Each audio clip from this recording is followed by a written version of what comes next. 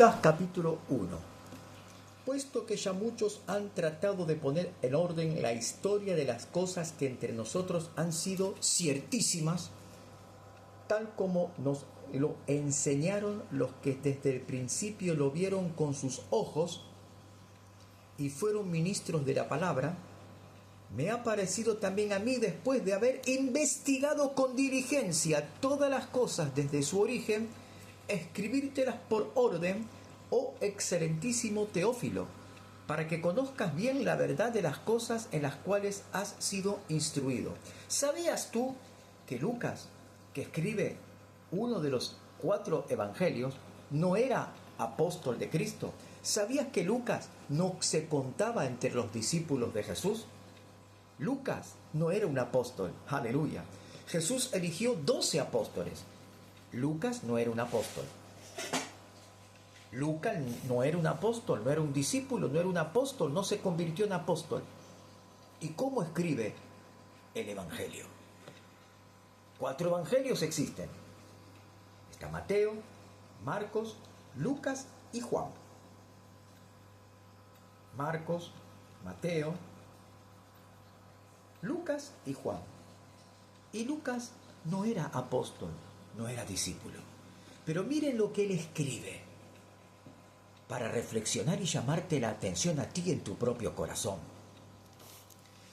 Puesto que ya muchos han tratado de poner en orden la historia de las cosas que entre nosotros han sido ciertísimas. Otros querían ordenar y poner en orden todas las cosas como habían sucedido. Pero fantaseaban como la tradicional Iglesia católica, apostólica y romana. No te ofendas, porque te estoy hablando la verdad y tienes que escuchar este mensaje.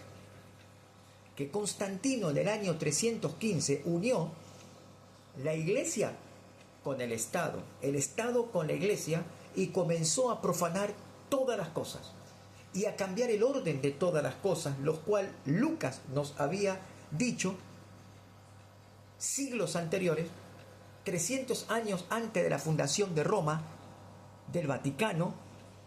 Lucas nos había llamado la atención, porque el Vaticano, el Concilio Vaticano cambió todas las cosas y la esencia de todas las cosas, y estableció otras festividades y otras fechas célebres, religiosas, que no tienen nada que ver con la verdad bíblica.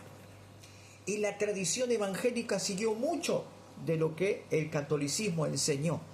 Por eso el Señor dice que volvamos a la verdad, volvamos a escuchar al Espíritu Santo y a poner la atención y los sentidos en la palabra de Dios, tal como nos lo enseñaron los que desde el principio lo vieron con sus ojos.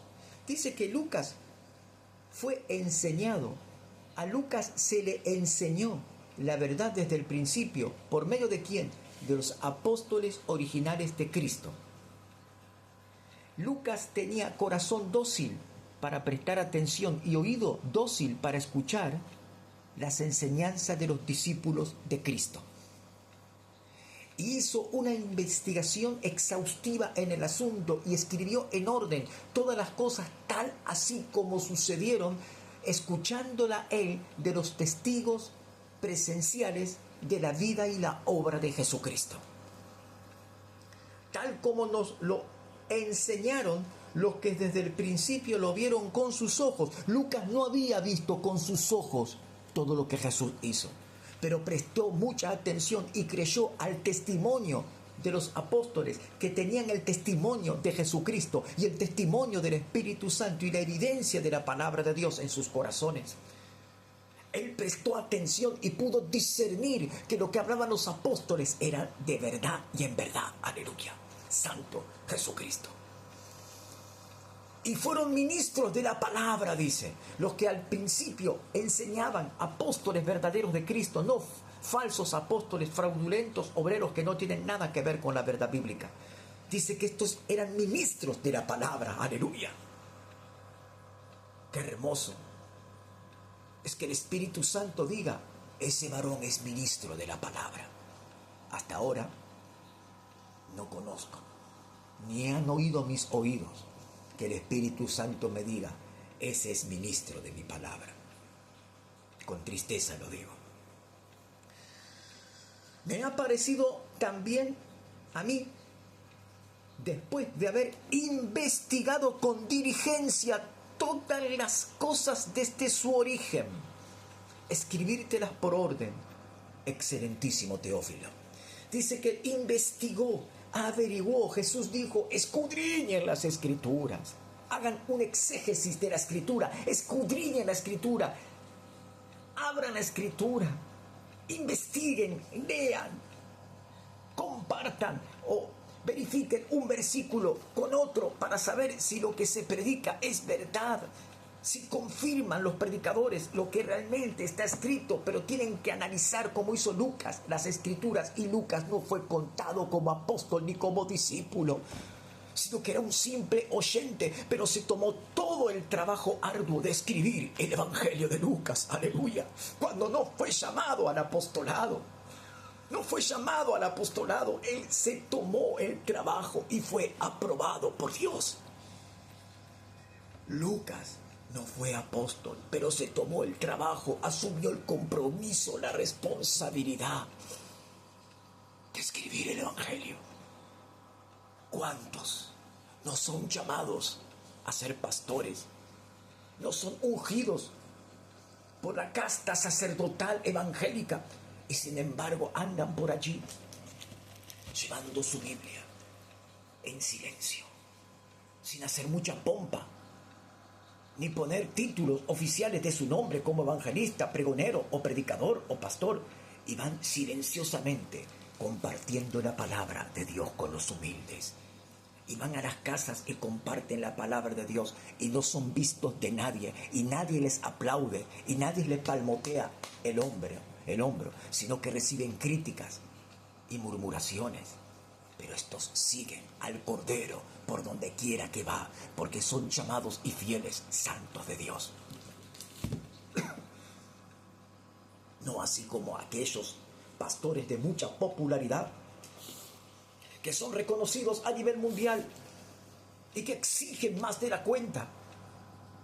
Diezmos, ofrendas, entregas voluntarias, primicias y esto y aquello y lo otro. Cuando la Biblia dice, Juan el Bautista dijo, conténtense con su salario.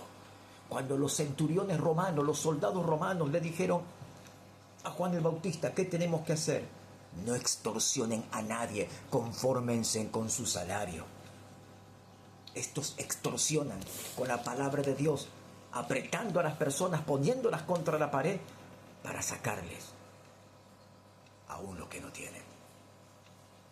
Pero yo como pastor soy aquel que tengo que darle de comer a las ovejas, y no las ovejas me tienen que dar de comer a mí en ninguna manera, porque el pastor de un campo abre el aprisco, saca a las ovejas para que vayan a beber el agua y luego las conduce a pastos frescos para que coman, y al atardecer las vuelve a traer al redil. El pastor alimenta a las ovejas, no las ovejas al pastor. Como pastor me es necesario alimentarte primeramente con la palabra de Dios. No quiero tu diezmo, no quiero tu ofrenda, no quiero tu dinero, no quiero nada de ti. Quiero que tú, lo único de ti, que quiero que prestes atención a lo que dice la Biblia, nada más. No me envíes dinero, porque no lo quiero, porque aún el dinero está contaminado y corrompido y corroído por los corazones de los hombres que buscan su propia fama y popularidad y no le dan la gloria a Dios. Todo está corrompido, no quiero nada de este mundo. Quiero que prestes atención a lo que dice la Biblia. ¿Tengo necesidades? Sí que las tengo, y más que cualquiera. Y mi salario está muy por debajo de la escala salarial. Y mis gastos están por muy encima de lo que realmente muchos creen. Pero me conformo, como dice la Biblia, con aquel salario que Dios permitió que me den. No exigiendo nada a nadie, sino exigiendo que obedezcan a Dios, a su palabra y al Espíritu Santo.